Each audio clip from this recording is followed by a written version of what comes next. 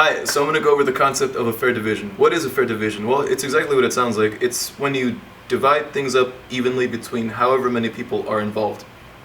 Let's say as an example that we're dividing something up between 3 people. If we divide it fairly, each person should receive about 1/3, or if you think about that as percentages, 33% of the thing you're splitting up. There are a few homework problems that deal with fair division in indirect ways, so let's go over a couple of them. Let's consider a piece of land worth in total $500,000 and 4 people who are dividing up this piece of land. And let's call these 4 people Ernie, Francine, Gilbert, and Hank. So each person's going to value land differently. Like, say for example, Ernie likes land with trees and only share 1 has a lot of trees. Something like that.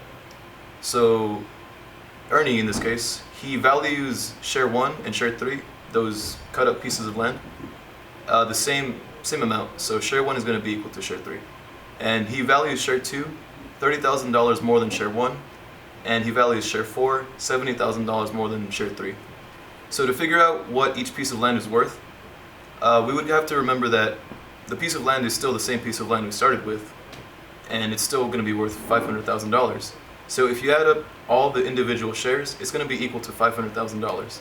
And since we don't know what share 1 and share 3 are equal to, we're using the x. And so after we add share 1, share 3, share 2, and share 4 all together, you're going to end up with 4x plus 100,000 is equal to $500,000. And so after that we need to isolate the x, so subtract 100,000 from both sides, and then divide by 4, which will leave you with $100,000 for the x. And that means x is equal to $100,000, and if something is equal to each other, you can just replace it in the graphic. So after that, we need to consider what is a fair share to each person. And in this case, since there's 4 people, a fair share of a land worth $500,000 is $125,000. So what is a fair share to Ernie? A fair share is share 2 and share 4, because they are over the value of $125,000, and share 1 and 3, they're only $100,000, and they wouldn't be considered fair shares to him. Okay, so now we're finished with Ernie. So let's consider Francine, who values the land differently. So Francine values S1 $40,000 more than S4, and S3 $8,000 more than S2, and the value of S3 and S2 is 40% of the value of the land. So what are fair shares to her? And the thing about this problem is that you have to reason out how much S1 and S4 are of the land.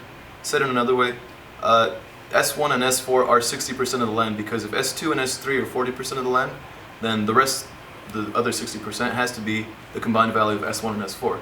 So we set up a couple of equations. So we have S1 is equal to 40,000 plus S4, because it's 40,000 more than S4. So what we do at this point is we substitute S1 into the equation S1 plus S4 is equal to 60% of 500,000. So, and then we solve for S4. That takes care of the first 2 parts of question 6.